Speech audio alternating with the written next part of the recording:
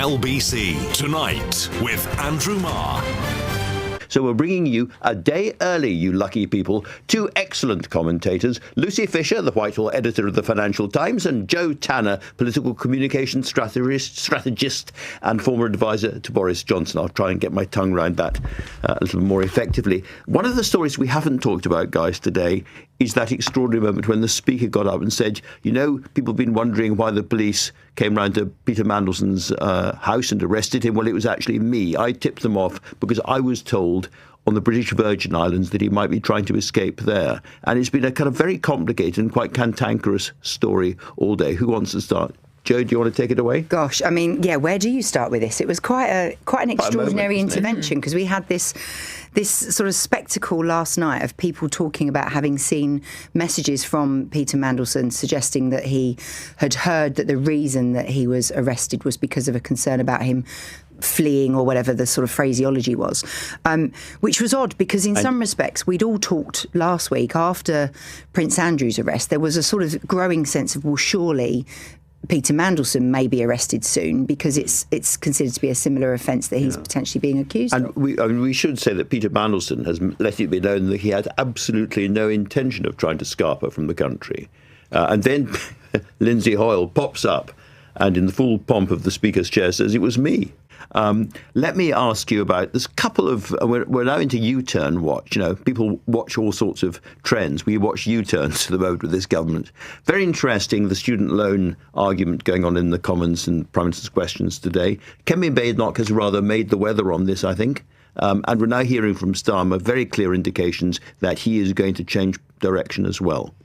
Yeah, and we're again in the middle of a sort of interesting period, because the immediate reaction from Labour has been to sort of point the finger that the Conservatives are sort of to blame for the policy in the first place, which they were, and rightly so. But I think if you are a student or a former student who has got that momentous amount of debt behind you, then really the yaboo of it all isn't interest. What you actually want is someone's going to say, look, we're making a change, and you know it's clearly long overdue when you hear the sort of the debt that's ratcheting up. I mean, you only have to mention it to somebody, and people you don't realise are in debt suddenly tell you just how much money they now owe compared to the original amount. It's shocking. I do think it's extortion. I think it's absolutely outrageous. So we'll see what happens there. There's a complicated argument we won't go into about thresholds and RPI and the rest of it. But the other thing that's really fascinating me today is the strong hint from Hamish Fulton, the Foreign Office Minister, that we're going to see some kind of change or U-turn, or at least a pause on the Chagos Islands deal. I mean, he used the word pause, and since then there's been a kind of general hissy fit in Whitehall about we don't have a pause, nothing to see here. But I wonder, I'm very interested in the whole business here of what is good opposition and what is not good opposition. As I was saying earlier on the show, I thought Kemi Badenoch's language about pedo enablers was badly mistaken. On the other hand, she's led on the student loans thing. That's quite good. And she, I think, as well as Ian Duncan Smith and others, have been to Washington lobbying Trump against this deal. And if they've been successful, that would be the most successful act of opposition we've seen in this Parliament. Yeah, I think it would be seen as quite, I mean, somewhat extraordinary, you know, the lengths that have been gone to get this on the agenda, to keep it on the agenda, and to effectively go and talk to President Trump's team at a time when we've been trying desperately as a country, and Sir Keir Starmer's been trying desperately to keep Donald Trump on side on so many issues. But I do think there is we've all been watching Kemi Badenoch sort of grow into this leader of the opposition role, and there's absolutely no question that she has been gradually improving to do the job she's supposed to be doing. That's what she is there to do. For some time we all wondered when the opposition were going to sort of get their act together.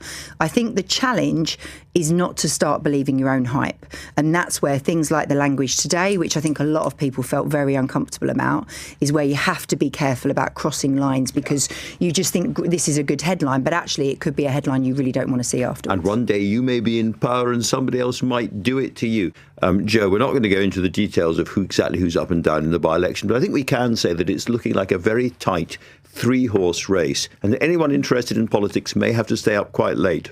Yeah, I think the fascinating thing is the more and more we look at the polls and the more the commentary that's coming from the seat and even the focus groups, what we're actually seeing is no one's really talking about voting for people. What they want to do is sort of vote against. They're angry about this. There's a real anti-establishment feeling that's been coming through in a lot of the conversations that have been had on the ground.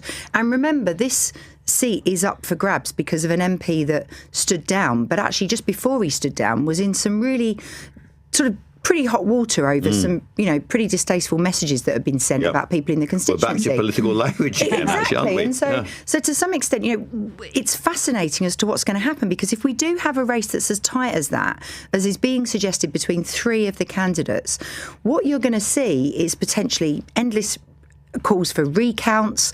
You could see things like spoiled ballots being really argued over and people looking for the tiniest little mark in a box that they can try and claim.